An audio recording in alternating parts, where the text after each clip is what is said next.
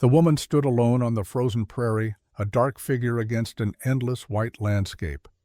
Snow fell in silent sheets around her, coating her shoulders, gathering in the folds of her worn wool coat. In her gloved hands she held a bundle of dried prairie grass, brittle stems that had somehow survived beneath the snow. The wind pulled at her dark hair, streaked now with threads of silver that caught what little light penetrated the heavy clouds above. Before her, a simple wooden cross rose from the snowdrift. The name carved into it had begun to weather the letters, growing shallow with 3 years of wind and rain and sun. Thomas Edward Cooper, beloved husband. The dates beneath spoke of a life cut short at 42. Sarah Elaine Cooper stood without moving her breath, forming small clouds in the frigid air. She did not cry. She had learned long ago that tears froze on your cheeks in weather like this, leaving tracks of ice that burned worse than the cold itself. Instead, she simply stood as she had stood here every Sunday since the earth had thawed enough to dig the grave. The land doesn't forgive Sarah. Thomas had told her that once early in their marriage after a late frost had killed half their calves. But it forgets. He had smiled when he said it, that gentle smile that had made her believe for a brief and precious time that she could be someone other than who she had been. He had been wrong. The land forgot nothing. It buried things, certainly, covered them with snow and grass and years. But beneath it all, everything remained, waiting. She placed the dried grass at the base of the cross, arranged it carefully against the wood. Then she turned and walked back toward the distant buildings of Broken Creek Ranch, her boots leaving the only tracks across the pristine snow. The prairie stretched empty in all directions, vast and indifferent under the December sky. 3 years had passed since typhoid took Thomas Cooper from the world, or so the death certificate stated. 3 years since Sarah had found herself alone on 800 acres of Nebraska grassland with nothing but cattle debts and a past she had spent a decade trying to bury. The people of Cottonwood Springs called her the Ice Widow, though never to her face. She heard it anyway, the way you hear all whispers in a town of 400 souls, where privacy was a luxury no one could afford. They said she had frozen over when Thomas died, that whatever warmth had existed in Sarah Cooper had been buried with her husband. They were not entirely wrong. She rose each morning at 4, regardless of season or circumstance. The routine never varied. Feed the horses, check the water troughs, inspect the cattle, mend whatever needed mending, eat a simple breakfast of coffee and bread, work until the light failed, light a single candle for Thomas, watch the flame until it guttered out, sleep. The ranch hands who had worked for Thomas had left within months of his death. Not because Sarah could not pay them, though money had grown tight.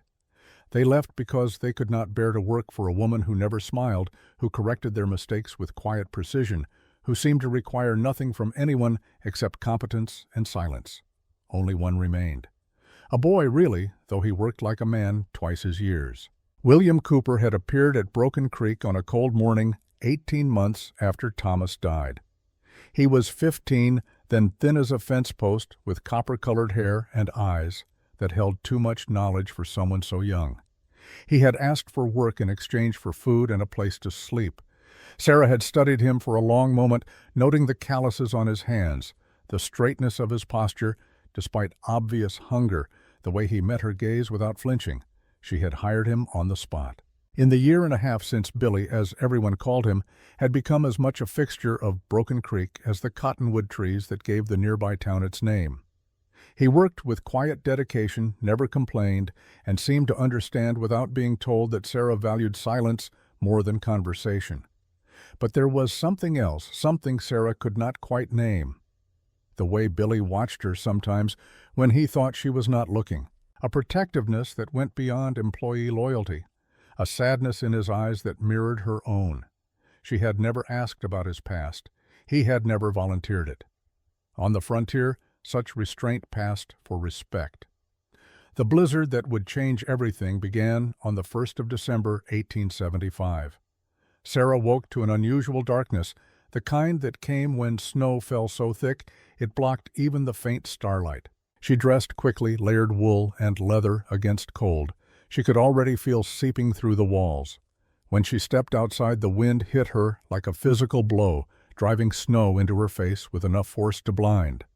The cattle were already restless, moving in tight circles in the main corral, their breath creating clouds of steam that the wind tore away.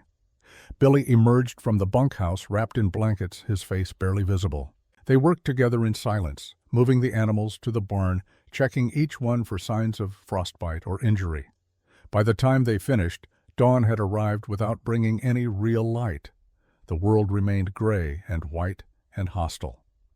In the kitchen of the main house, Sarah made coffee while Billy coiled stiff ropes near the stove. The warmth felt like a blessing. Neither spoke until they had both drunk half a cup, letting the heat work its way through their frozen hands. "That is early for a storm this heavy," Billy said finally. His voice was quiet, careful. Even the simplest statements felt like intrusions on the silence Sarah maintained. She nodded, looking out the window at the white chaos beyond. The almanac predicted a harsh winter. It appears the almanac was correct. Billy cradled his coffee cup, his young face serious. "How many head do we have now?" 87. Sarah did not need to consult any records. She carried every detail of the ranch in her mind with perfect clarity. After we lost the 12 to early frost, another silence. Then Billy said what they were both thinking. "We cannot feed 87 through a winter like this, not with hay prices what they are." "No," Sarah agreed quietly. "We cannot." She had known this moment would come, had been calculating it in her mind for months, weighing options, making plans. The ranch operated on a margin so thin that a single disaster could erase everything. A harsh winter qualified as disaster. There was a buyer in Fort Laramie, a cattle broker who paid fair prices and asked no questions. If Sarah could get the herd there before Christmas, she could sell for enough to keep the ranch solvent through spring, maybe even afford to hire help for the next season. The problem was the route. Fort Laramie lay 120 miles northwest across some of the most exposed prairie in the territory. Under normal circumstances, the journey took 8 days with a cattle herd, but these were not normal circumstances.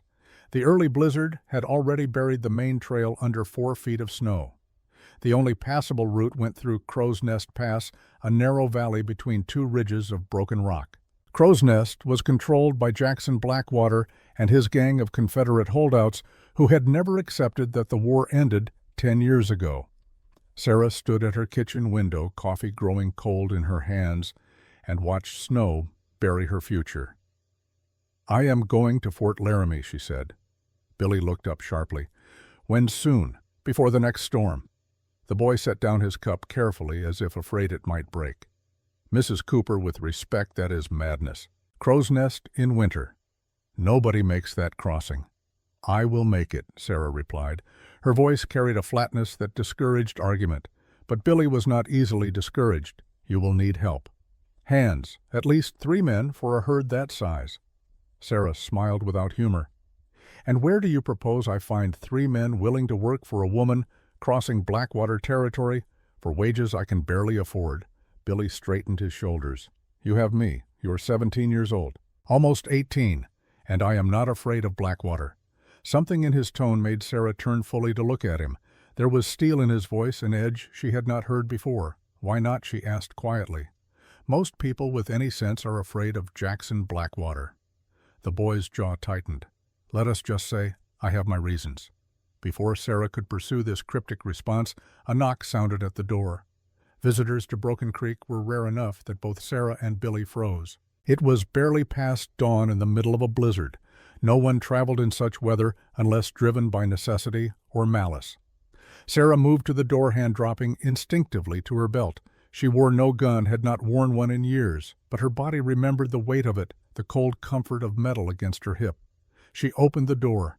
Elena Abney stood on the porch snow, covering her heavy coat, her round face pink with cold and exertion. At 65, Elena ran the general store in Cottonwood Springs with the efficiency of a general commanding troops.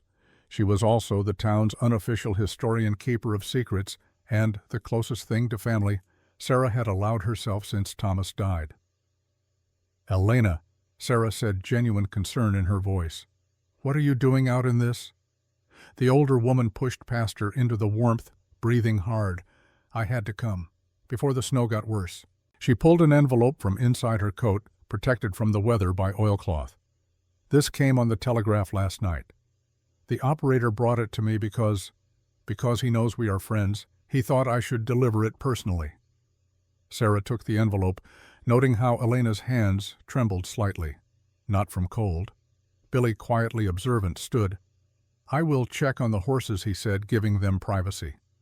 When the door closed behind him, Sarah opened the envelope. Inside was a single piece of paper, the message transcribed in the telegraph operator's careful script. "Your daughter is alive. She is with me. J.B." The world tilted. Sarah's hand, the one holding the paper, began to shake. The tremor started small, barely noticeable, then spread up her arm until her whole body was trembling. She sat down heavily in the nearest chair. Elena knelt beside her, one hand on Sarah's knee. "I did not read it. The operator told me it was marked urgent, nothing more. But I see your face now, and I know. Whatever it says, it has shaken you."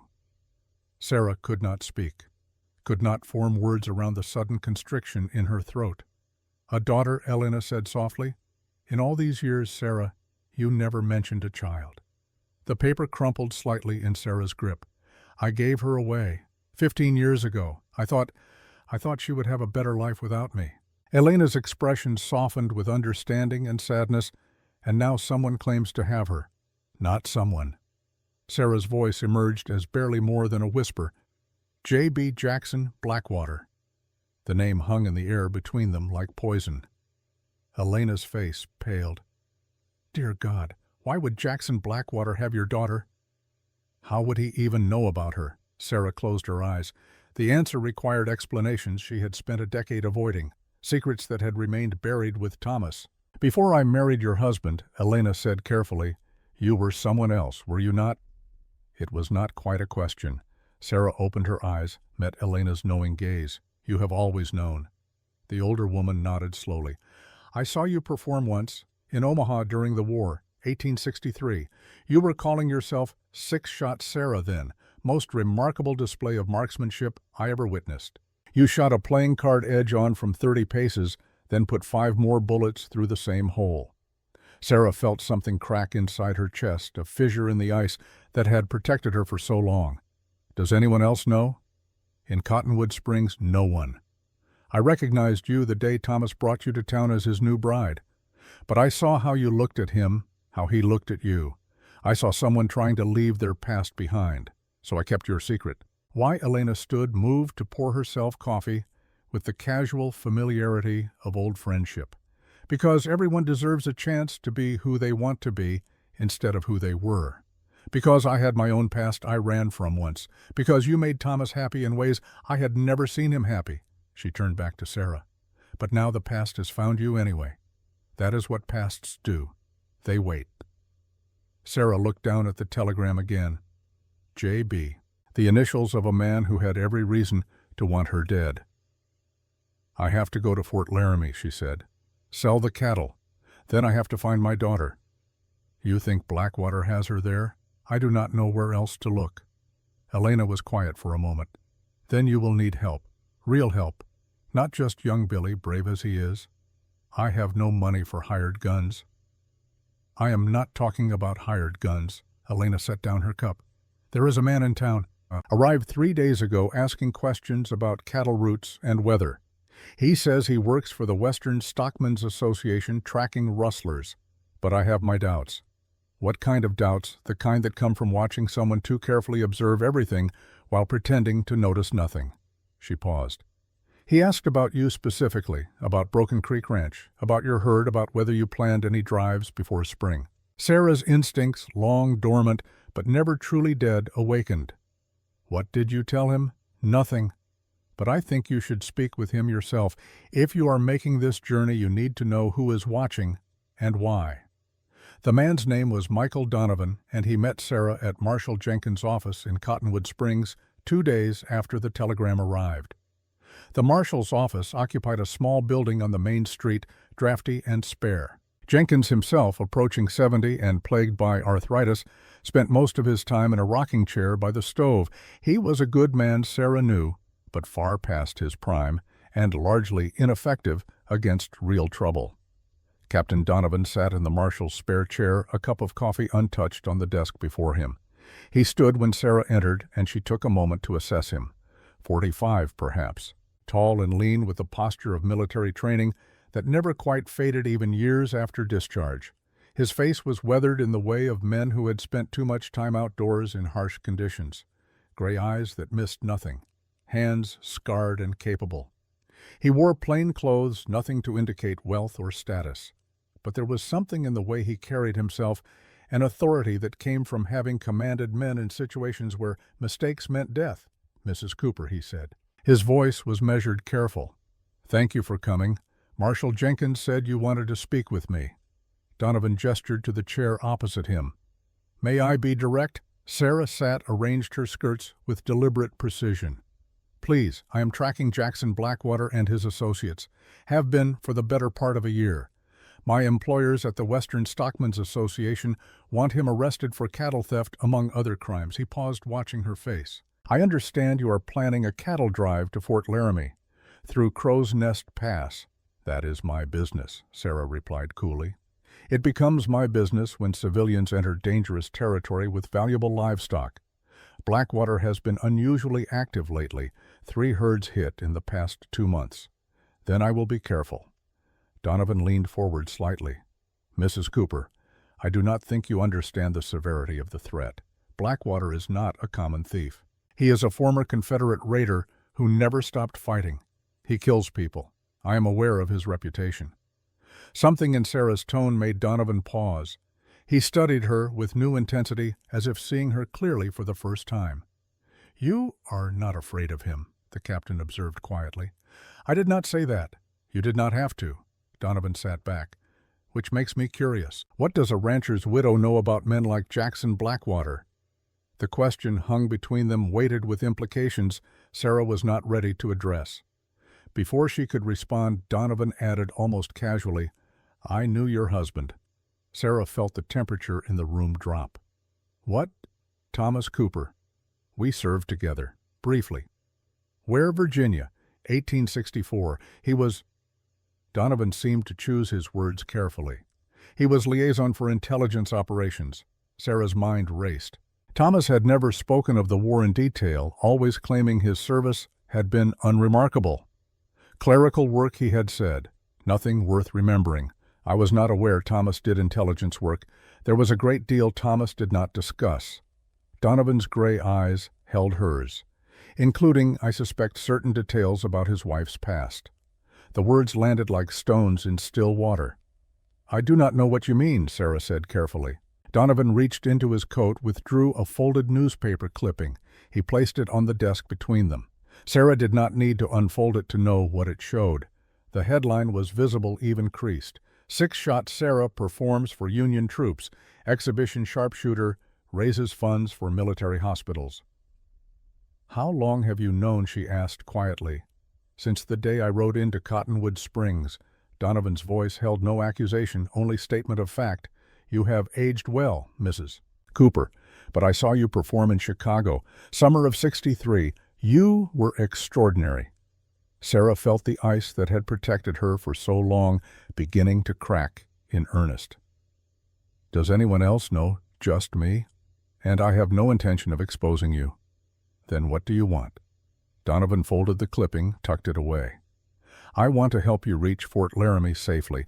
In exchange, I want your help finding Blackwater." "Why would I help you with that?" The captain's expression shifted, became something harder. "Because Jackson Blackwater killed your husband, Mrs. Cooper, and I think you know that as well as I do." The accusation should have shocked her. It did not. Sarah sat very still, her hands folded in her lap, her face carefully neutral. "What makes you think Thomas was murdered?" "Because Thomas wrote me letters, every month for 3 years after you married." Then they stopped. "You said he died of typhoid. The official report says typhoid, but Thomas was careful, methodical. He took precautions against disease. And the last letter I received from him 2 weeks before he died, he wrote something that I have never forgotten." Donovan pulled a worn envelope from his pocket, extracted a single page. He read aloud. "Michael, I fear I may have endangered Sarah by bringing her here. Someone has been asking questions in town about exhibitions during the war, about markswomen, about a performer called Six Shot Sarah. I have tried to deflect, but I am not as skilled at deception as you. If something happens to me, please look after her. She is stronger than she knows, but she will need help. Your brother Thomas." Sarah closed her eyes. Donovan continued, his voice gentle now. "I arrived 3 weeks after he died. Too late to do anything but stand at his grave and wonder why my only brother had to die alone." He folded the letter carefully. "So I am going to ask you again, Mrs. Cooper, what happened to Thomas?" For a long moment Sarah said nothing. The truth sat in her throat like broken glass, sharp and dangerous. Finally she spoke. "He was murdered. 3 men rode up to the ranch one evening. I was inside. I heard voices, then a gunshot. When I ran out, they were gone. Thomas was on the ground. He died before I could get help. Did you see the men? No. They were already riding away. But you know who sent them." Sarah met Donovan's gaze. "I suspect, but I have no proof." "Blackwater." "Yes. Why would he target Thomas specifically?" "Because," Sarah said quietly, "Thomas knew who I really was. And if Blackwater was asking questions about Six Shot Sarah, he was looking for the woman who killed his brother at Copper Creek." Donovan absorbed this. Then his eyes widened slightly. "You were at Copper Creek, the ambush on Caldwell's traveling show?" Sarah nodded. "You killed 5 of Quantrill's raiders that day. The report said it was the most accurate shooting anyone had ever witnessed in combat conditions." "I killed 5 men," Sarah corrected softly. "I do not remember their faces, but I remember the sound their bodies made when they fell." She looked away toward the frosted window. "One of them was Isaac Blackwater, Jackson's younger brother. I did not know his name at the time, did not know Jackson would spend the next decade hunting for the woman who shot him. But Thomas paid the price for that ignorance." Donovan was quiet for a long moment. Then he said, "I am sorry for what you lost, for what my brother lost protecting you." Sarah felt something shift inside her, a small movement in the ice. Your brother Donovan nodded. "Thomas and I shared a father. Different mothers, but the same blood. He was the better man." "Why did Thomas never mention you?" "Because I asked him not to. After the war, after what I did in the name of intelligence work, I was not someone Thomas wanted to claim as family. But he wrote to me anyway, kept me informed of his life, his marriage, his hope that he could give you the peace you deserved." The captain's voice roughened slightly. "I failed him, but I will not fail you." Sarah studied him, this stranger who claimed brotherhood with her dead husband. She saw grief in his eyes that matched her own. "If I agree to your help," she said carefully, "it is not charity. You will be paid. I do not want your money, Mrs. Cooper. Then what do you want? Justice for Thomas. And perhaps redemption for myself." Before Sarah could respond, the office door opened. Billy entered, snow dusting his shoulders. "Mrs. Cooper," he began, then stopped when he saw Donovan. "Oh, I am sorry. I did not know you had company." "That is all right, Billy." Sarah gestured to Donovan. "This is Captain Michael Donovan. He is going to help us with the drive to Fort Laramie." Billy's expression shifted through several emotions too quickly to name. Suspicion, concern, something else Sarah could not identify. "We do not need help," the boy said flatly. Donovan raised an eyebrow. "That is for Mrs. Cooper to decide, son." "I am not your son," Billy replied, his voice tight with sudden anger. The room went very quiet. Sarah stood. "Billy, wait outside, please." "Mrs. Cooper." "Outside." The boy hesitated, then left, closing the door harder than necessary. Donovan watched him go. Protective, that one. "He is a good worker. He is more than that," Donovan observed. "He looks at you like you are something precious he is afraid of losing." Sarah had no answer to that. They spent the next hour discussing logistics. Donovan would provide 2 additional men from the Stockmen's Association, both experienced with cattle and capable with weapons. They would leave in 3 days, giving the weather time to clear slightly. The route through Crow's Nest Pass was dangerous, but passable if they moved quickly.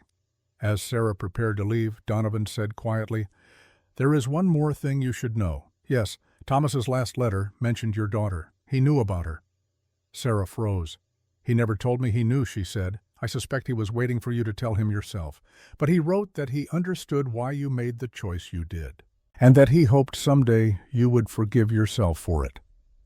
Tears, the first in 3 years, burned behind Sarah's eyes. She did not let them fall. "Thank you for telling me." She left before her composure could crack completely. That night, Sarah sat alone in Thomas's study. The room remained exactly as he had left it. Books on the shelf, papers on the desk, a half-carved piece of wood that would never become whatever he had intended. She opened the small box where she kept his wedding ring. The gold band gleamed in the lamplight. She had stopped wearing it the day he died, unable to bear the weight of it, the reminder of what she had lost. Thomas had proposed on a warm evening in Omaha. They had known each other only 3 months, but he had looked at her with such certainty. "Sarah, I do not care who you were. I only care who you want to be. And if that is my wife, then I am the luckiest man alive."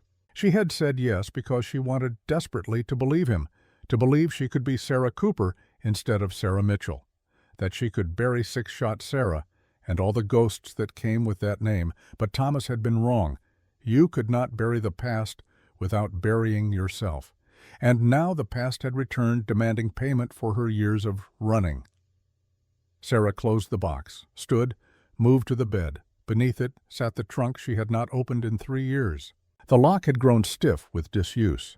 She worked it carefully until it clicked open. Inside, folded carefully, were dresses from another life. Stage costumes in bright colors she never wore anymore. Programs from shows in cities she had tried to forget. And beneath it all, wrapped in oiled cloth, the Colt revolver with pearl grips. Sarah lifted it out. The weight of it was familiar, comfortable in a way that frightened her. Her finger found the trigger, naturally, her thumb, the hammer. The muscle memory had never faded. She checked the action, flawless despite years of storage. She had always maintained her equipment, even when she swore she would never use it again. For a long moment, she simply held the gun, feeling its promise and its threat. Then she began to load it. Morning came cold and clear. Sarah was already dressed when Billy knocked on her door. "Come in." The boy entered, hat in hands, his expression troubled. "Mrs. Cooper, I need to tell you something." Sarah set down her coffee. "All right." Billy moved to the window, looked out at the snow-covered prairie. When he spoke, his voice was so quiet she almost missed it. "My name is not really Billy Cooper." Sarah waited. "I took that name when I came here because I wanted you to hire me. Thought if we shared a name, even by coincidence, you would trust me faster. What is your real name?" "William Isaac Blackwater." The world stopped. Billy turned to face her, tears streaming down his young face. "My father was Isaac Blackwater, Jackson's brother, the man you killed at Copper Creek." Sarah could not breathe, yet Billy continued, words tumbling out. "My mother was Rachel. She loved my father even though he rode with Quantrill. After he died, Jackson blamed her, said she made Isaac soft with her affection, said it was her fault he fell in love with a Union sympathizer's show. He took everything from her home, her family, everything." He wiped his eyes roughly. "She died 2 years ago. Before she passed, she told me about you, about the woman who shot my father during the war. She said you were just defending yourself, that it was not murder." But Jackson did not see it that way. He saw betrayal, weakness, love that made men vulnerable. Sarah found her voice. "Why did you come to work for me, Billy? If you knew what I did, because I wanted to understand." Billy met her gaze directly. "I wanted to see if you were the monster Jackson described, if you were evil, if killing my father made you heartless. And you are not a monster, Mrs. Cooper. You are just broken, like me." He pulled something from his pocket. A tintype photograph, creased and faded. He handed it to Sarah. The image showed a young woman beautiful with Billy's eyes and gentle smile. "My mother," Billy said. "Rachel. She wanted me to know that hatred destroys you faster than any bullet. She wanted me to find another way." Sarah looked at the photograph, then at Billy. This boy who had come to her carrying his father's death, looking for answers, looking for a mother perhaps just as she was looking for a daughter. "I am sorry," she said, "for your father, for your mother, for all of it. I know." Billy took the photograph back, tucked it away carefully. "That is why I am still coming with you. Not for Jackson. Not for my father's memory. For you. Because you gave me work when I had nothing. Because you treated me like I mattered. Because in the whole world you are the only person who looks at me and sees something worth protecting." The boy squared his shoulders. "Jackson has your daughter. I saw her once when I was 12. He keeps her like a prize. Molly, he calls her. She has your eyes." Sarah's heart clenched. "I am going with you to Fort Laramie," Billy continued, "and then I am going to help you get her back, because Jackson took mothers from both of us, and that has to mean something." Sarah crossed the room, put her hands on Billy's shoulders. He was taller than her now, this boy who carried so much pain. "Thank you," she said simply. They stood together in the quiet morning, two orphans of violence, preparing to cross frozen wasteland toward uncertain reunion. The day they departed Cottonwood Springs turned out to watch. It was unprecedented, a woman leading a cattle drive with only a boy and 2 hired men for company. The townspeople lined the main street, their expressions a mixture of curiosity, concern, and something that might have been respect. Elena stood on the porch of her store wrapped in blankets against the cold. She raised one hand as Sarah rode past. Sarah nodded in return. The herd moved slowly, 87 head of cattle protesting the cold, but manageable. Billy rode point his horsemanship better than anyone expected. Donovan and his 2 men, hard-faced cowboys named Patterson and Andrews, flanked the herd. Sarah took the rear position exactly where she wanted to be, where she could see everything. As they left the town behind, she glanced back once. The buildings grew small in the distance, swallowed by white prairie and gray sky. Then she turned forward toward the mountains that marked Crow's Nest Pass. Somewhere ahead, Jackson Blackwater waited with her daughter. Somewhere ahead, all debts would come due.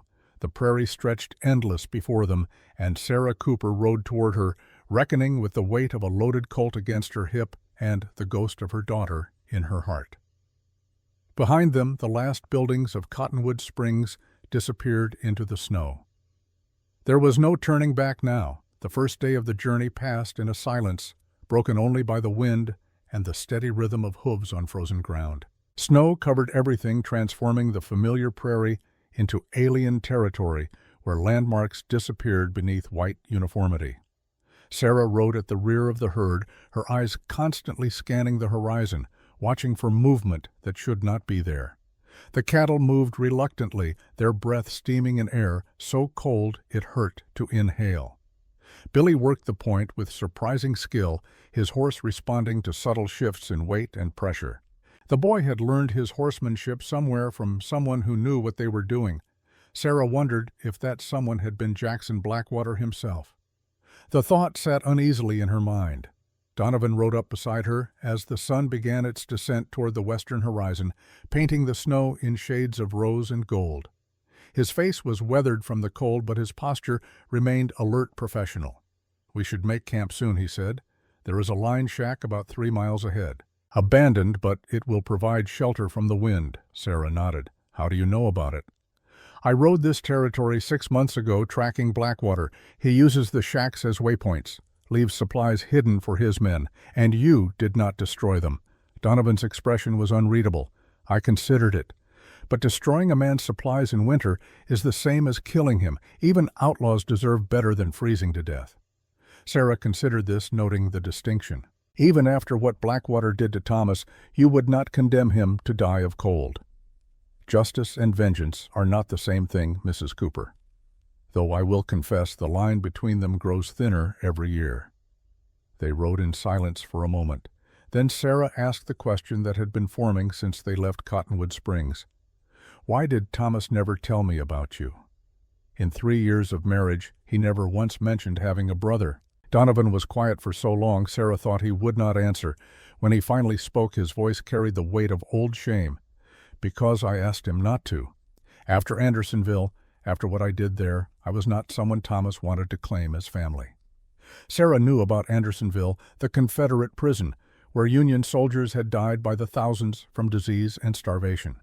"What did you do there?" "I ran intelligence operations inside the camp. Identified Confederate guards who could be turned, who could provide information, used prisoners as assets without their knowledge or consent."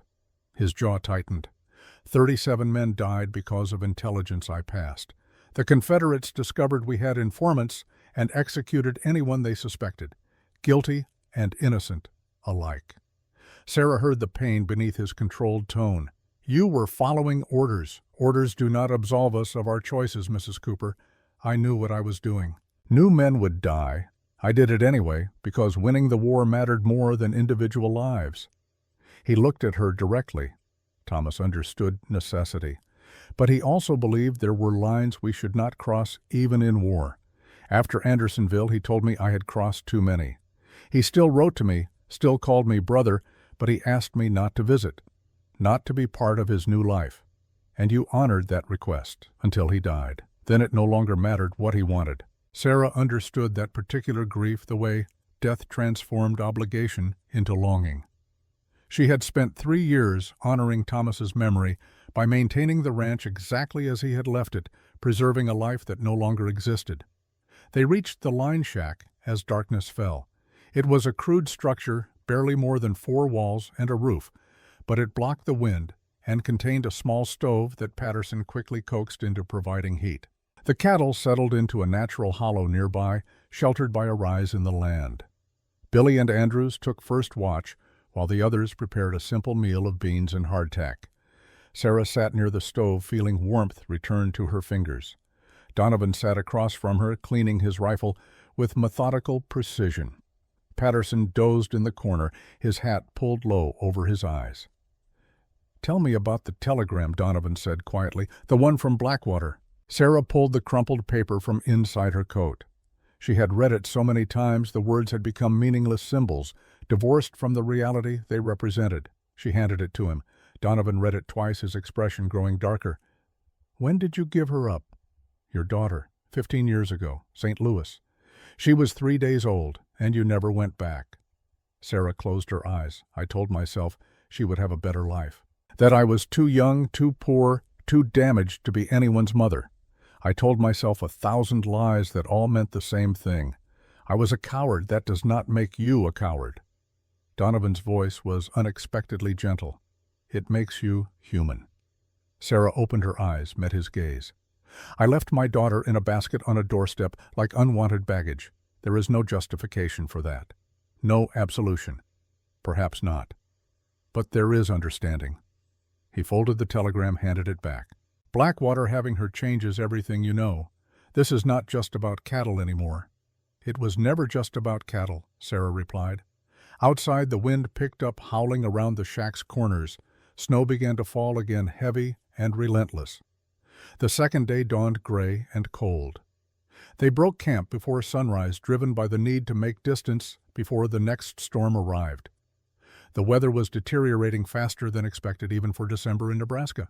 Billy rode beside Sarah for part of the morning. The boy was quiet, his young face serious as he watched the herd. Finally he spoke. "Mrs. Cooper, can I ask you something?" "Of course. Why did you really come west after the war? I mean, you were famous. You could have gone anywhere, done anything." Sarah considered the question. The true answer was complicated, layered with decisions she still did not fully understand. "I was tired," she said finally. "Tired of performing. Tired of being looked at like I was something exotic instead of human. Tired of carrying guns and pretending violence was entertainment." She watched a hawk circle overhead, riding the wind. Thomas offered me quiet. A chance to be ordinary. That seemed like the greatest gift anyone had ever given me. "But you were not ordinary," Billy observed. "You were just pretending. We are all pretending something, Billy. The question is whether the pretense serves us or destroys us." The boy absorbed this. Then carefully he asked, "Do you think my father was pretending?" When he rode with Quantrill, Sarah looked at him, this child of her violence, searching for truth about a man she had killed without knowing. "I think war makes monsters of us all," she said quietly. "Some of us find our way back to being human afterward. Some of us do not. Your father died before he had the chance to find out which he would have been." Billy nodded slowly. "My mother said he was kind when they met, that he laughed easily, that Quantrill changed him. War changes everyone," Sarah agreed. They rode in silence after that, each carrying their own ghosts. By midday, the temperature had dropped noticeably. Sarah could feel the pressure change, the particular quality of air that preceded a major storm. She called a halt, gathered everyone together. "We need to find shelter," she said. "Real shelter, not just a line shack." Donovan consulted a map he kept in oiled cloth. "There is a box canyon about 5 miles north, rock walls on 3 sides. If we can reach it before the storm hits fully, we can ride it out." Sarah studied the sky. The clouds were the color of old bruises, heavy with snow, waiting to fall. 5 miles in this weather, with cattle. "It is either that or get caught in the open," Donovan replied. "I have seen winter storms in this territory. They kill quickly." Sarah made the decision. "We go north." They pushed the herd harder than was wise, driving the cattle at a pace that risked injury. But the alternative was worse. Sarah could already feel the storm building, a wall of cold moving toward them from the northwest. The first flakes began falling as they entered the canyon.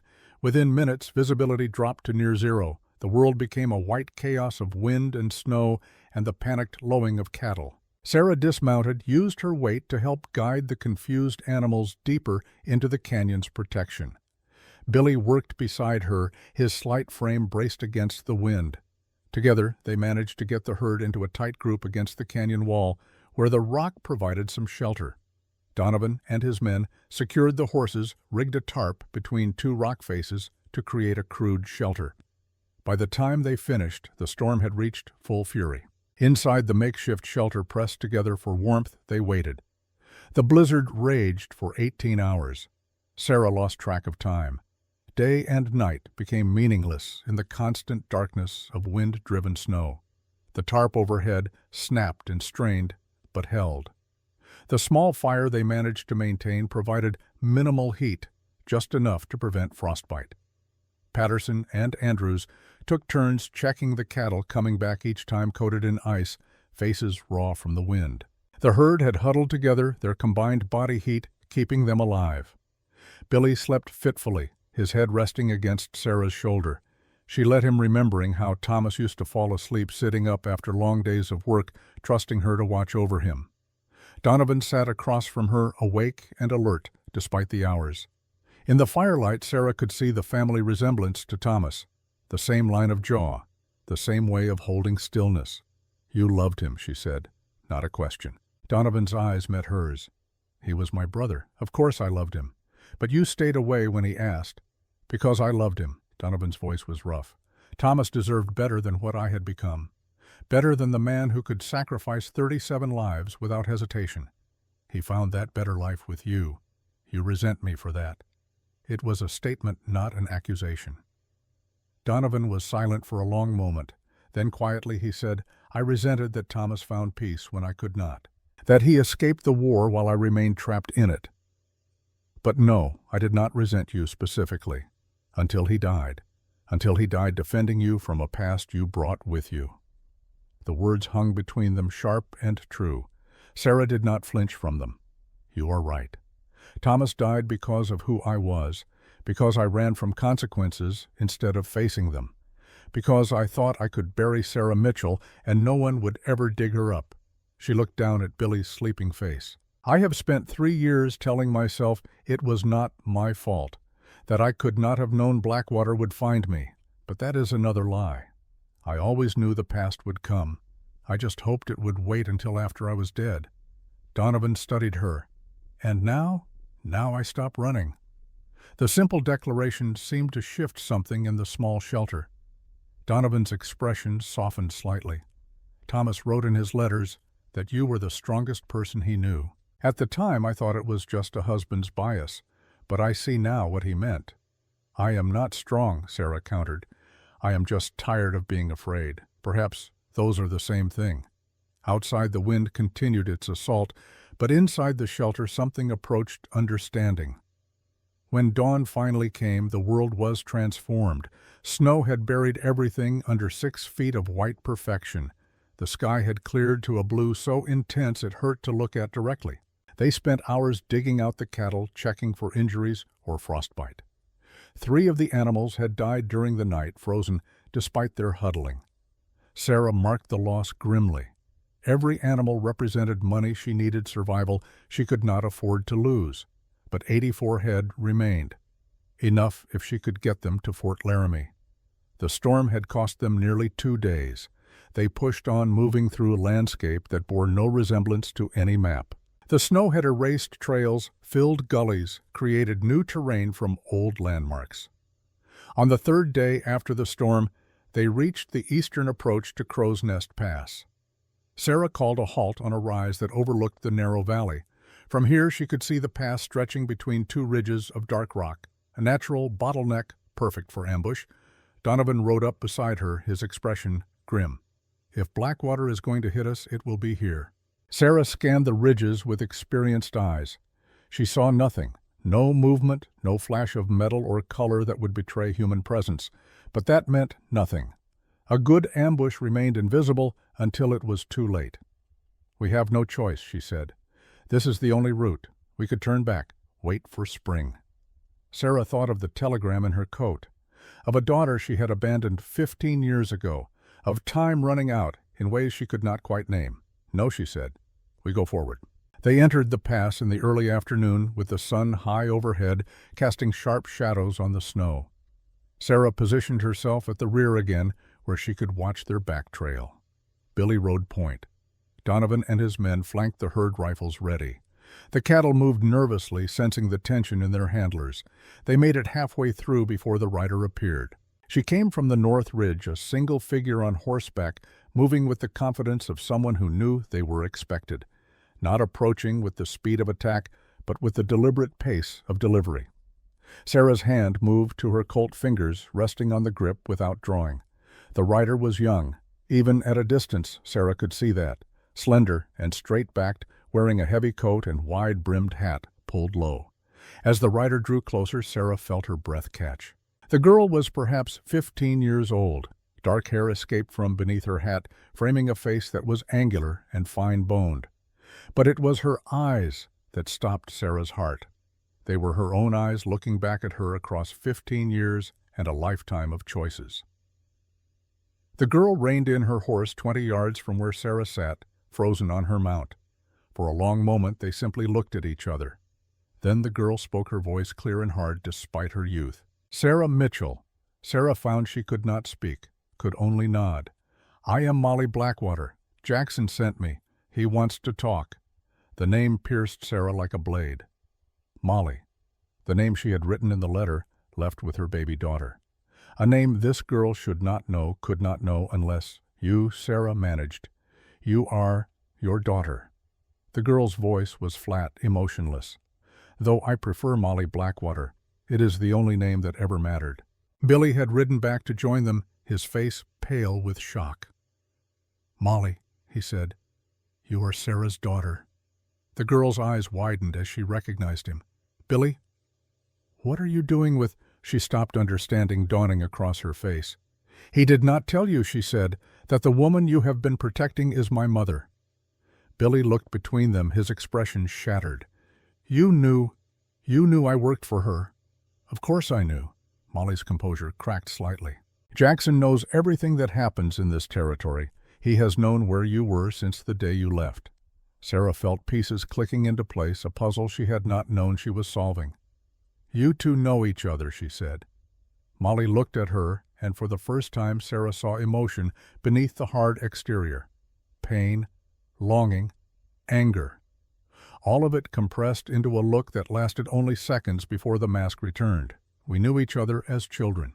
Jackson would bring me to visit my mother sometimes before she died 2 years ago.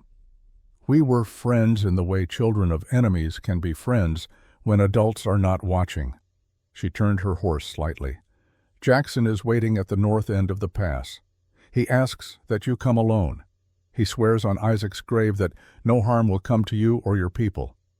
Sarah's mind raced. Every instinct screamed trap, but her daughter sat before her real and alive, and so heartbreakingly young. "I will come," Sarah said. Donovan urged his horse forward. "Mrs. Cooper, that is madness. You cannot trust Blackwater's word." Sarah looked at him. Then she looked at Molly. "I have to," she said simply.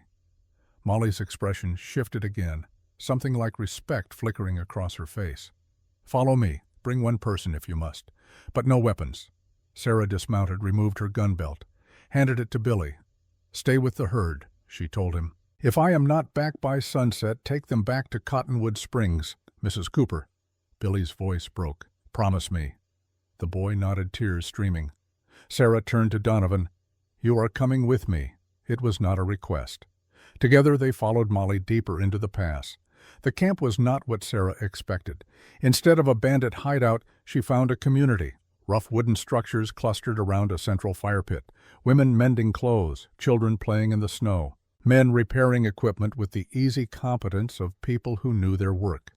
These were not hardened criminals. They were refugees survivors, people who had found shelter in the only place that would take them. Molly led them to the largest structure a cabin built against the rock face. She dismounted, gestured for them to do the same. He is inside, she said. And Captain Donovan, he knows who you are. He asks that you remember you're here under truce. Donovan's jaw tightened, but he nodded. Sarah stepped toward the door. Before she could enter, Molly's hand caught her arm. For what it is worth, the girl said quietly, he is not what you think he is. Then she released Sarah and stepped back. Inside the cabin was warm and surprisingly well appointed. Books on rough shelves, a table with maps spread across it, and sitting in a chair near the fire, a man who looked older than his years. Jackson Blackwater rose as they entered. He was tall, lean, with gray threading through dark hair. A scar ran from temple to jaw, old and white, but it was his eyes that caught Sarah. They held no madness, no cruelty, only exhaustion and pain.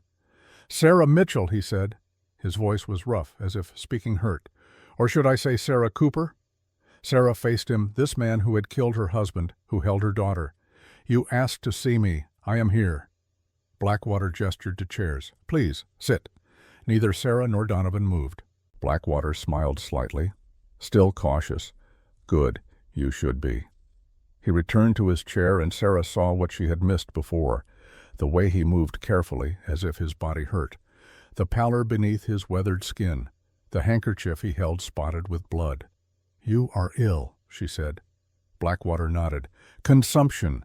The doctors give me 6 months, perhaps less. He looked at her directly. That is why I sent for you, not for revenge, not to kill you, but because Molly deserves better than to be left alone when I die. Sarah felt the world tilt. You want me to take her? I want you to try. Blackwater corrected. She is fierce and angry and brilliant. She will not make it easy. But she is your daughter, and she deserves to know the woman who gave her life, even if that woman abandoned her. The words were brutal, but not unkind. Sarah sat down slowly. Why did you kill Thomas? Blackwater was silent for a moment. When he spoke, his voice carried genuine regret. Because he helped the Union win the war that killed my brother. Because his intelligence work led to the ambush at Copper Creek. Because I needed someone to blame, and he was there. He met Sarah's gaze. It was not justice. It was revenge. And it solved nothing. Donovan stepped forward. You admit to murder. I admit to many things, Captain Donovan.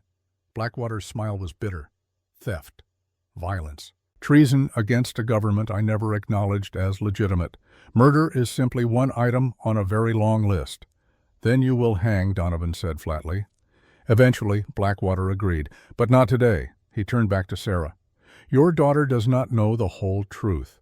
She knows you left her. She knows I raised her. She knows you killed Isaac. But she does not know why you left her, or that Isaac was more complicated than the hero I made him in her memory. What do you want from me? Sarah asked. Time, Blackwater said. A few days where she can see you as you are, where she can decide for herself whether you are worth forgiving, whether I was right to keep her from you all these years. And if she decides I am not worth forgiving, then you will take your cattle to Fort Laramie, sell them, and return to your ranch. And I will die knowing I gave her the choice I never had. Sarah studied him, this dying man who had shaped her daughter into someone Sarah did not know.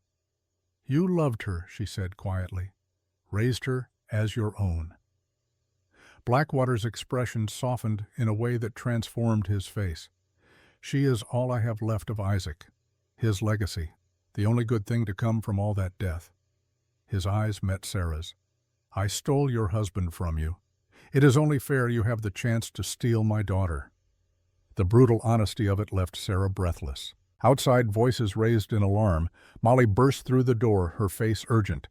"Jackson riders coming from the east. 20 men. Federal marshals." Blackwater stood, winced at the pain the movement caused. "How far? An hour, maybe less." He turned to Sarah and Donovan. "You need to leave, now, before they see you here." "Why would marshals be coming here?" Donovan demanded. "Because I am wanted," Blackwater said simply. "Murder, theft, 20 years of warrants." He looked at Molly with such tenderness it hurt Sarah to witness. "Take them back to their herd. Make sure they get clear before the marshals arrive." Molly's face went white. "You are going to fight them." "I am going to do what I have always done," Blackwater said gently. "That is not an answer." Molly's voice broke. "It is the only answer I have." Sarah stood. "There is another way. Surrender. Stand trial." Blackwater laughed, then coughed. Blood flecked his lips. "And what, hang in a month instead of dying in 6? At least this way, I choose my end." Sarah moved closer to him, close enough to see the fever in his eyes, the resignation. "What about her?" Sarah gestured to Molly. "If you die today, if you go down fighting, she will spend the rest of her life hating herself for not being reason enough for you to live." The words landed like bullets. Blackwater looked at Molly. The girl stood, frozen tears streaming down her face. "Please," she whispered. "Please do not leave me." For a long moment Blackwater said nothing. Then slowly he sat back down. "What do you propose?" he asked Sarah. Sarah's mind raced, calculating angles and possibilities. She looked at Donovan. "You said you wanted justice for Thomas. Here is your chance. Blackwater surrenders, stands trial. You get your justice without more bloodshed."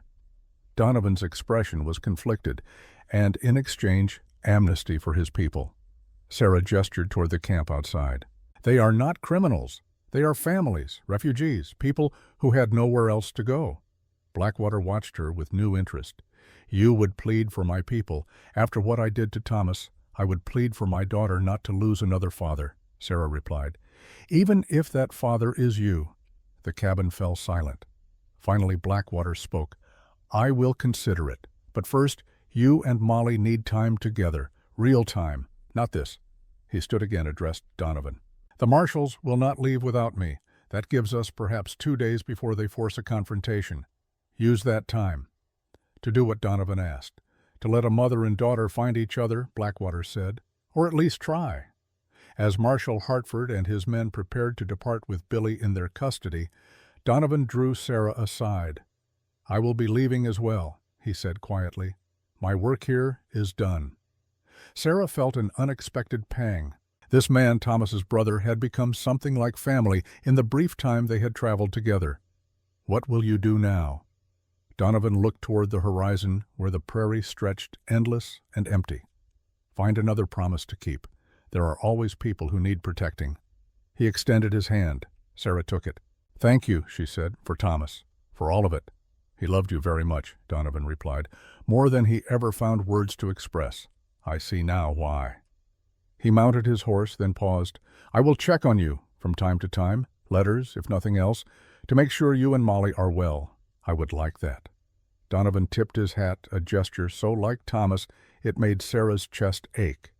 Then he rode east with the marshals disappearing into distance and dust. Sarah stood watching until even the dust had settled. That night Sarah sat with Molly by a fire, separate from the main camp. The girl had led her here without speaking, her young face closed and wary. They sat in awkward silence, the fire crackling between them. Finally, Sarah spoke. "Tell me about him." "Isaac, the man I killed." Molly looked up sharply. "Why?"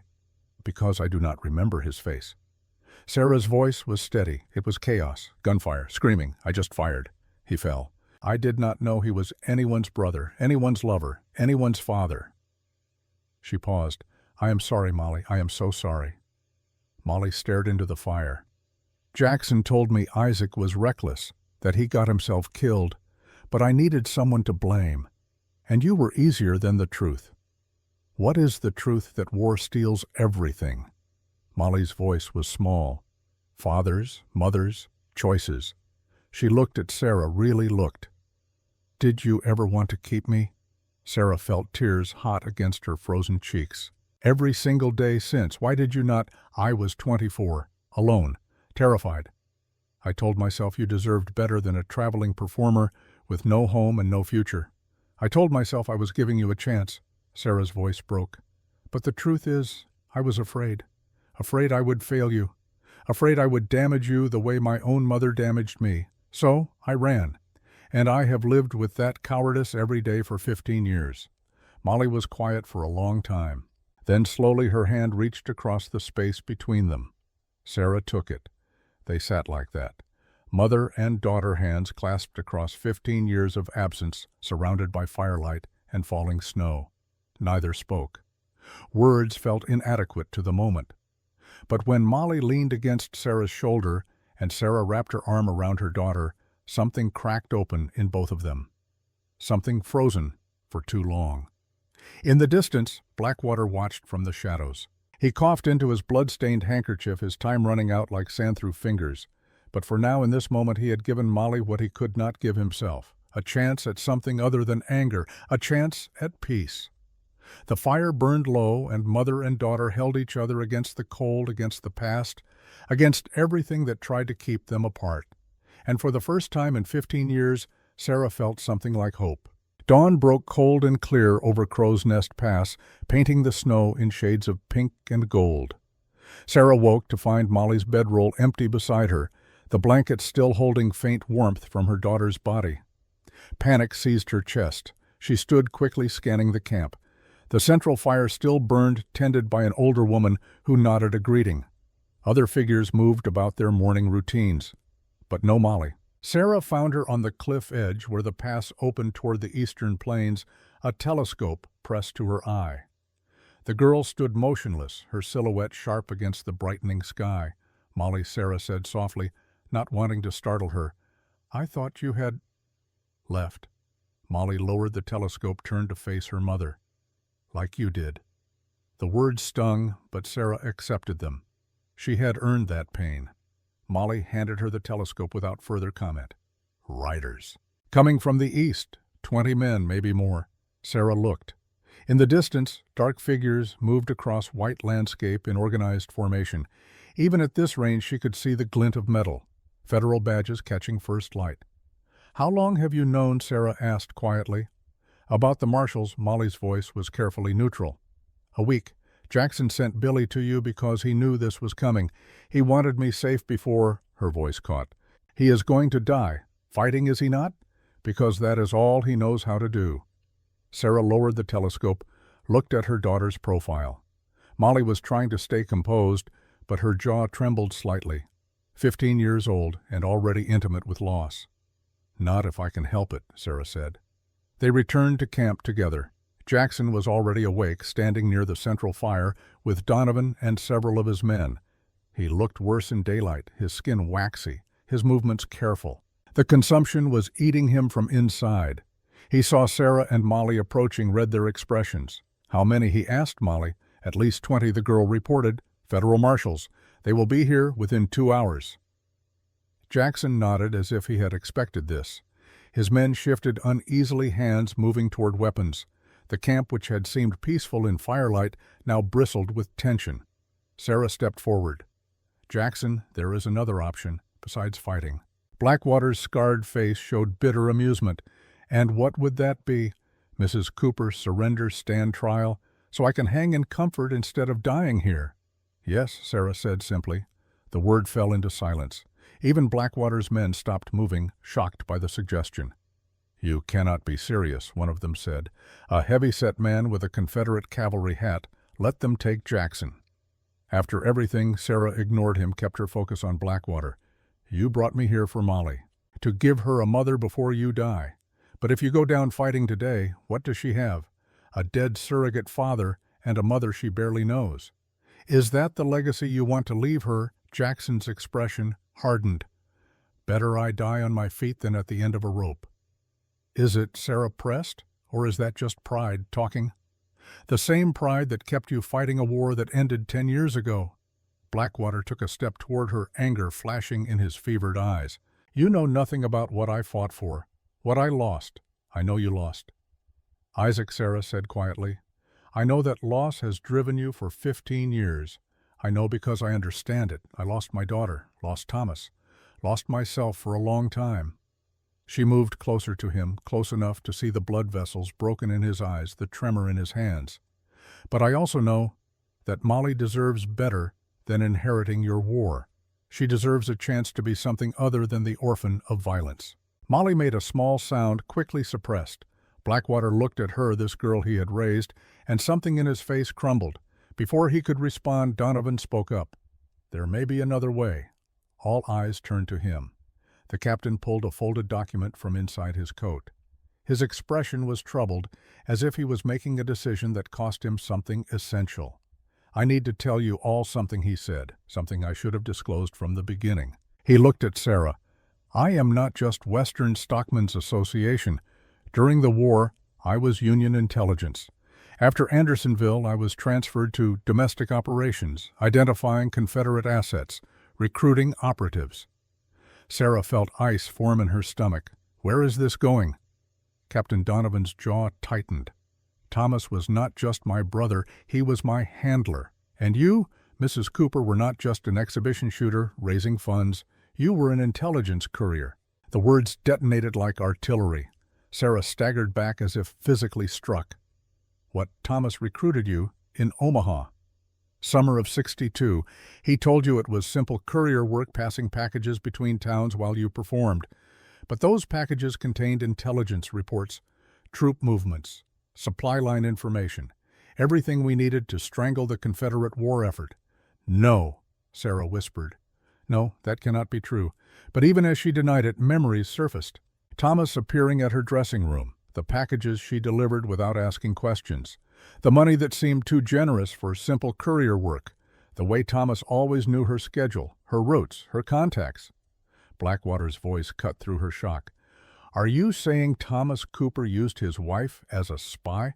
Without her knowledge? Not without her knowledge, Donovan corrected, looking at Sarah. You knew what you were doing, Mrs. Cooper. Maybe not the full extent, but you knew it was intelligence work. Sarah's legs would not hold her. She sat down heavily on a nearby log. Donovan continued, his voice carrying the weight of confession. The ambush at Copper Creek, Quantrill's raiders did not attack your show randomly. They were there because we leaked intelligence, suggesting the show was carrying dispatches. We wanted to draw them out, eliminate their leadership. Sarah's hands shook. You used us as bait, yes. And Isaac Blackwater died because of that operation. Donovan looked at Jackson. Yes, I am sorry. But those were the calculations we made. Individual lives weighed against ending the war. Jackson's face had gone white. His hand moved to his gun, but Molly stepped between him and Donovan. Wait, she said urgently. Just wait. Jackson looked at her, clearly struggling for control. They murdered Isaac, used him to bait a trap. They were fighting a war, Molly said quietly. The same war you are still fighting. The same war that has cost us everything. She turned to Sarah, her young face anguished. Did you know, when you shot my father, did you know he was being used? Sarah forced herself to meet her daughter's eyes. Number one. I swear to you, Molly, I knew I was passing intelligence. But I did not know about Copper Creek, did not know it was a trap. I just saw raiders attacking civilians, and I defended us. Her voice broke. But Donovan is right about one thing. I knew enough. I made choices. And those choices led to your father's death. The camp had gone completely silent. Even the wind seemed to have stopped. Then Billy spoke, his young voice steady despite everything. None of this matters right now. The marshals are coming. We can sort out guilt and blame later. Right now we need a plan. He looked at Jackson. My mother told me Isaac's last words were, tell Jackson to let go. She never knew what he meant, but I think he meant this. Let go of the hate. Let go of the fight. Let go before it kills everyone you love. Jackson turned to the boy he had raised. Billy, I loved my father, Billy continued, even though I never knew him. But I love you too, Jackson. You gave me a home when I had nothing, and I love Molly, which means I cannot watch you die today for pride. He stepped forward, but, surrender, please, do not make us bury you too. Sarah watched Jackson's face, saw the war being fought behind his eyes. Pride versus love. Vengeance versus mercy. The man he had been versus the man he might still become. Finally, he spoke. Even if I wanted to surrender, why would the marshals accept terms I am wanted for murder? They will hang me regardless. That is where my leverage comes in, Donovan said quietly. He held up the document he had pulled earlier. This contains copies of intelligence reports Thomas and Sarah compiled during the war. Names and dates of Confederate collaborators who have been living free for 10 years. Some of them are now very powerful people. How powerful? Sarah asked. 3 current United States senators, 2 governors, 1 federal judge. Jackson let out a low whistle. You are proposing blackmail. I am proposing negotiation, Donovan corrected. These documents go public unless we make a deal. Jackson gets medical parole, dies at home, not in a cell. Billy gets reduced sentence for past crimes. Sarah gets full immunity and custody of Molly. And if they refuse, Jackson asked. Then I release everything, and Washington spends the next decade in scandal. Trust me, they will deal. Sarah stood moved to Donovan. You kept this quiet all these years. Why reveal it now? Because Thomas asked me to protect you if anything happened to him.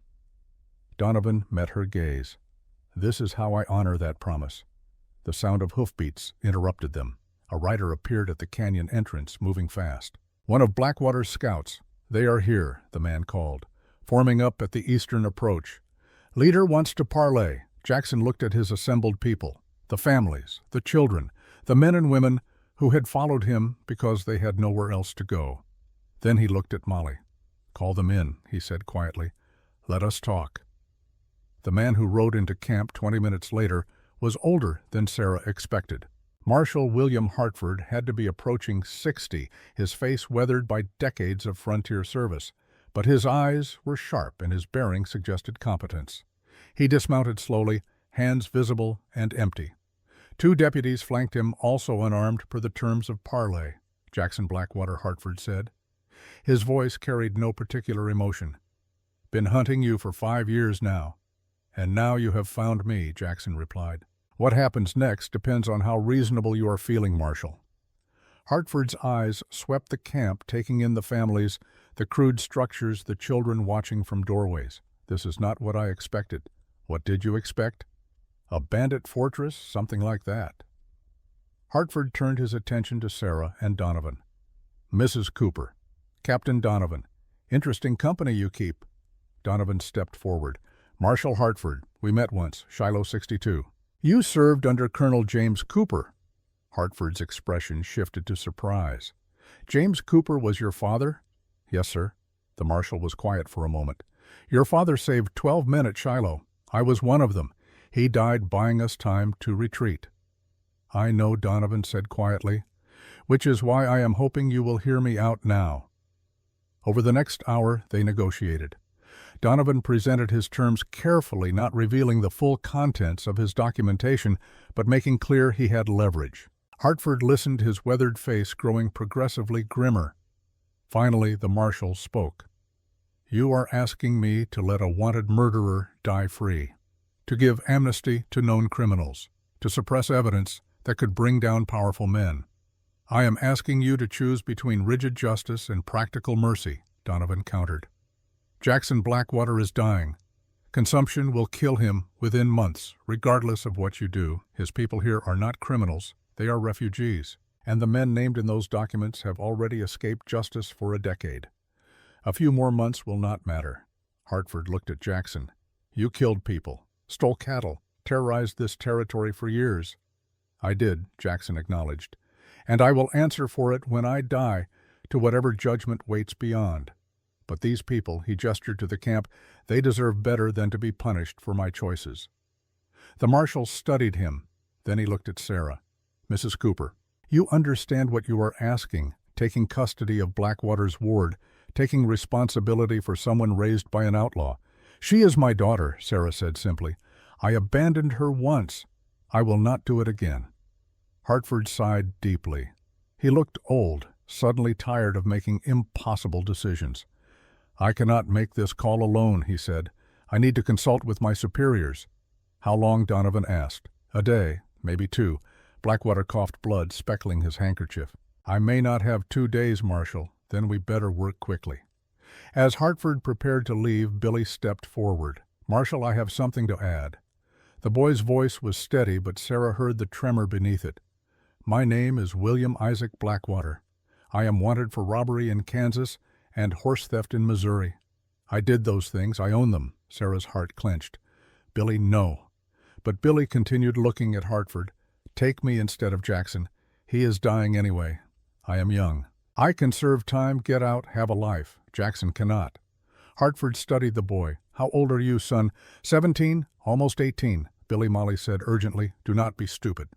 The boy turned to her, his freckled face earnest. I love you, Molly. I always have. Since we were kids. This is how I prove it. He looked back at Hartford. 3 years. That is what I am asking for. 3 years in exchange for Jackson's freedom. Sarah moved to Billy, put her hands on his shoulders. You do not have to do this. Yes, I do, the boy said quietly. You gave me a home when no one else would. Let me give you this. Hartford watched the exchange with something like respect. 3 years, he said finally. Rebuilding work in towns damaged by the war, not prison, but labor. Agreed, Billy nodded. Hartford looked at Donovan. And the documents remain sealed unless you try to go back on this arrangement, Donovan replied. The marshal considered, then nodded slowly. All right. Medical parole for Blackwater. 3 years labor for the boy. Amnesty for the camp. And Mrs. Cooper gets custody of her daughter. He mounted his horse. But understand this. If Blackwater breaks parole, if any of his people cause trouble, the deal is void. Clear. Clear, Jackson said. Hartford rode away with his deputies, leaving the camp in stunned silence. Jackson turned to Billy. You did not have to do that, son. Yes, I did, Billy replied. You gave me a father when I had none. This is how I repay that debt. The two embraced, and Sarah saw tears on both their faces. That night, Sarah sat alone on the cliff edge, looking out at the vast darkness of the prairie. The stars were brilliant, overhead cold and distant. She heard footsteps behind her.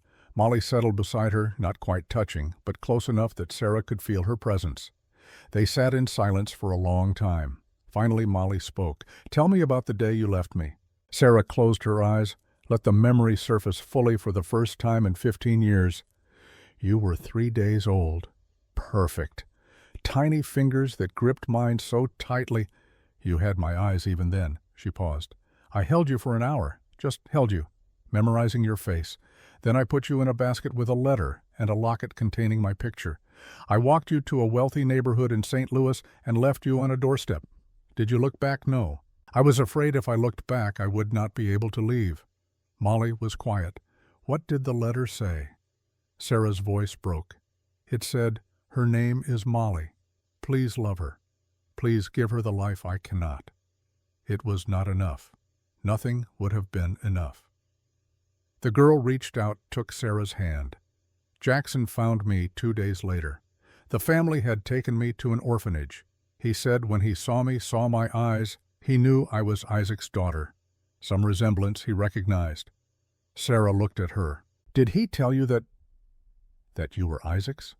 Molly nodded. When I was 12, he said my father was a hero who died in the war, that my mother had abandoned me, that he was all I had. He was not entirely wrong. No, Molly agreed, but he was not entirely right either. They sat together, mother and daughter, hands clasped, watching stars wheel overhead. What happens now? Molly asked quietly. I do not know, Sarah admitted. We have never done this before, being family. Neither have I, Molly said. Not really. Then we learned together. 6 months later, spring had transformed the Nebraska prairie. Snow had given way to grass-brown earth to green abundance. The harsh winter that had nearly killed them all was just memory now, fading like a bad dream in warm sunshine. Sarah stood in the doorway of Broken Creek Ranch watching Molly work with a young mare in the corral. Her daughter had taken to ranch life with surprising ease, her skills with horses translating from Blackwater's camp to this new home. The months since Jackson's death had been a slow healing. Sarah and Molly learned each other gradually, carefully, like two wild things deciding whether to trust.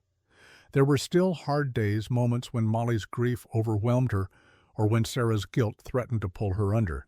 But there were good days, too.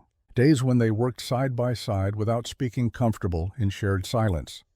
Days when Molly called her mother without hesitation. Days when Sarah felt something like peace settling over Broken Creek. Elena had become a constant presence, visiting weekly, with supplies and news and gentle wisdom.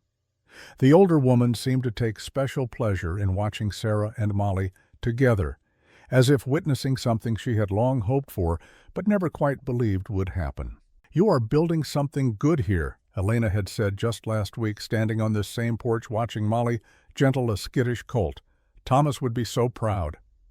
Sarah had not been able to answer, but Elena had squeezed her hand and understood.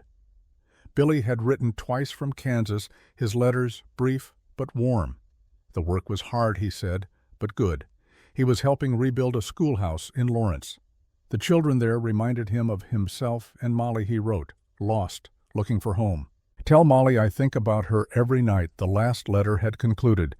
"Tell her to wait for me. Tell her I am coming home." Sarah had read that passage to Molly, watched her daughter's face transform with emotion too complex to name. Love and fear mingled in equal measure. A rider appeared on the Eastern Trail, Donovan making his weekly visit to check on them. He had taken it upon himself to serve as guardian of sorts, honoring his promise to Thomas, even though Thomas was long gone. He dismounted in the yard, removed his hat. "Mrs. Cooper, how is she today?" Sarah smiled. "Stubborn, independent, brilliant. She is herself. Good." Donovan looked toward the corral where Molly was coaxing the mare over a low jump. "She has her mother's determination, and her father's recklessness," Sarah added. "Which father? Both, probably." They stood in comfortable silence for a moment. Then Donovan said quietly, "I heard from Hartford. Jackson is fading fast. Maybe a week or two left." Sarah's chest tightened. "Does Molly know I thought you should tell her?" That evening, Sarah and Molly rode north toward the small cabin on the edge of Sarah's property where Jackson had been living out his final months. The medical parole had allowed him to die in peace, tended by a few loyal men who had stayed with him. They found him propped up in bed, gaunt and pale but conscious. His eyes lit up when Molly entered. "There is my girl," he said, his voice barely above a whisper. Molly sat beside him, took his hand carefully. "How are you feeling?" "Like a man at the end of a long road," Jackson replied. "Tired, but at peace." He looked at Sarah standing in the doorway. "Thank you for taking her, for giving her what I could not." "You gave her plenty," Sarah said quietly. "Strength, courage, survival skills." Jackson smiled slightly. "I gave her my damage. You are giving her the chance to heal from it." Over the next hour, they sat with him. Molly told him about the ranch, about learning to gentle horses, about the letters from Billy. Jackson listened. His breathing labored, but his attention focused entirely on her. As the light began to fade, he said, "Molly, I need to tell you something. Anything. Isaac would have been proud of you. Not because you can shoot or ride or survive, but because you have a capacity for forgiveness that he never had, that I never had." He coughed, the sound wet and terrible. "Do not waste your life on my war child. Build something new. Be something I could not be." Molly leaned down, kissed his forehead. "I will try." "Good." His eyes closed, his breathing slowed. 4 months later, as autumn turned the prairie gold and red, Jackson Blackwater died quietly in the small cabin on Sarah's land, in a quiet spot overlooking the prairie he had fought for and terrorized in equal measure. Molly stood between Sarah and Donovan, dry-eyed and straight-backed. A handful of Jackson's men attended, rough men made gentle by grief. They spoke of his loyalty, his courage, his complexity. Sarah listened and understood that Jackson had been more than the man who killed her husband. He had been a brother, a leader, a father to the lost. After Molly asked to be alone at the grave, Sarah honored that request, watching from a distance as her daughter stood in the wind, saying goodbye to the only father she had known. The journey to Fort Laramie had concluded without further incident after the marshal's intervention. The cattle broker had paid premium prices for the 84 head that survived the crossing, recognizing their excellent condition despite the harsh journey. Sarah had walked away with enough money to clear 3 years of accumulated debt, repair the ranch buildings before winter, and purchase breeding stock for spring. Broken Creek Ranch was secure. The gamble had paid off. But the real treasure Sarah brought home was not measured in dollars. It was the girl who now rode beside her, learning the land, learning to be her daughter. The county fair came to Cottonwood Springs in late summer, bringing with it the usual chaos of competitions and exhibitions and celebration. Sarah had not planned to attend content to stay at the ranch with Molly and the endless work of the season. But Elena had other ideas. The older woman appeared at Broken Creek one morning with a determined expression Sarah had learned to recognize. "You are performing," Elena announced. "No arguments. I have not performed in over a decade," Sarah protested. "Then it is time you remembered who you are." Elena's voice softened. "Not just Sarah Cooper the widow, not just six-shot Sarah the legend, but both. All of you." Sarah looked at Molly, who was listening from across the room. "What do you think?" Molly's face showed surprise at being consulted. "I think it would be interesting to see what all the fuss was about." So, on a clear August afternoon, Sarah found herself standing in the exhibition area of the Cottonwood Springs County Fair. A crowd had gathered, drawn by Elena's enthusiastic promotion and small-town curiosity. Sarah wore her old exhibition clothes, carefully preserved all these years. The gun belt fit perfectly, as if no time had passed. As Sarah adjusted the leather, Molly noticed something that made her pause. "You are wearing it again," the girl said softly. Sarah looked down at her left hand. The gold band gleamed in the afternoon sunlight. Thomas's ring returned to its place after 3 years of absence. "Yes," Sarah said simply, "because of me, because of everything, because I am ready to remember him without drowning in the grief, because you deserve a mother who is whole, not just the broken pieces I have been carrying." Molly reached out, touched the ring gently. "He would be proud of you." Sarah's throat tightened. "I hope so." Beside her stood Molly, similarly armed, wearing a smaller version of Sarah's outfit that Elena had commissioned. The announcer, Marshall Jenkins, pressed into service, called out in his reedy voice, "Ladies and gentlemen, boys and girls, today we have a special treat. Sarah Mitchell Cooper, known to some as Six Shot. Sarah will perform with her daughter, Molly Cooper." Sarah felt Molly stiffen slightly at the name. Cooper, not Blackwater. They had discussed it, and Molly had chosen. Not erasing her past, but claiming her future. They performed together, matching shots with the synchronization of long practice. Sarah shot playing cards edge on. Molly hit coins tossed in the air. Together they created patterns of bullets in wooden targets that drew gasps from the crowd. When it was over, the applause was thunderous. As they walked away, Molly asked quietly, "How do you do it? Perform for them, knowing what you have done." Sarah considered the question. "Because I am not performing for them. I am performing for me, for Thomas, for Isaac, for everyone I have loved and lost." She looked at her daughter. "And for you. So you know it is possible to be more than one thing. Killer and mother, spy and wife, broken and whole." Molly took her hand. "I am proud to be your daughter." Sarah stopped walking, her eyes suddenly bright with tears. "Say that again." Molly's voice was stronger now, more certain. "I am proud to be your daughter." They embraced in the middle of the fairground, surrounded by strangers and noise and the smell of summer grass. Mother and daughter reunited across 15 years and a lifetime of regret. That evening, as the sun set over Broken Creek Ranch, Sarah sat on the porch with Molly beside her. Donovan had joined them for dinner, along with Elena and Marshall Jenkins. They talked of small things, the weather and cattle prices and town gossip. But underneath it all, Sarah felt something she had not felt in years. Contentment. Not happiness exactly. The past was too heavy for that. But a sense of rightness, of being where she was supposed to be. Molly leaned against her shoulder, comfortable now, with physical affection. In the distance, a hawk circled on thermal currents, riding the wind. Sarah thought about Thomas, buried under cottonwood trees. About Jackson laid to rest overlooking endless prairie. About Isaac dead 15 years in a war that never really ended for those who fought it.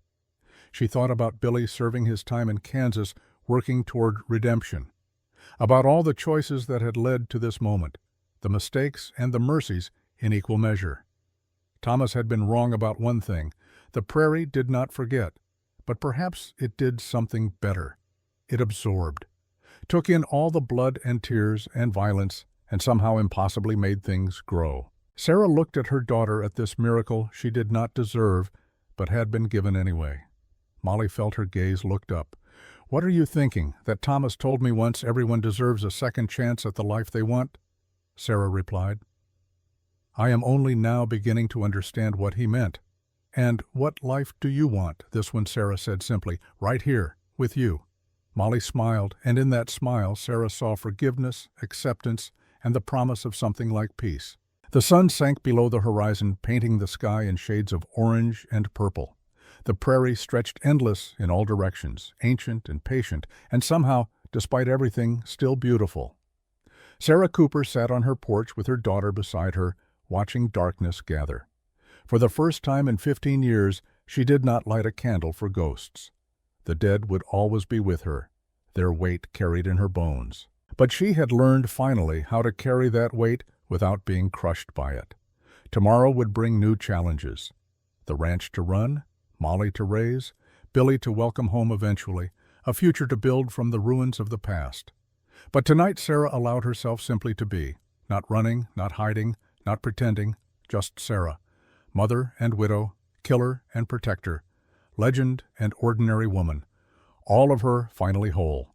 The stars emerged overhead, brilliant and cold and eternal. The wind whispered through the cottonwood trees, and somewhere in the vast darkness of the prairie, the echoes of old violence faded into silence, leaving only this, only now, only love found again after being lost so long. Sarah closed her eyes and breathed deeply of the night air, and for the first time since Thomas died, she felt at peace. The end.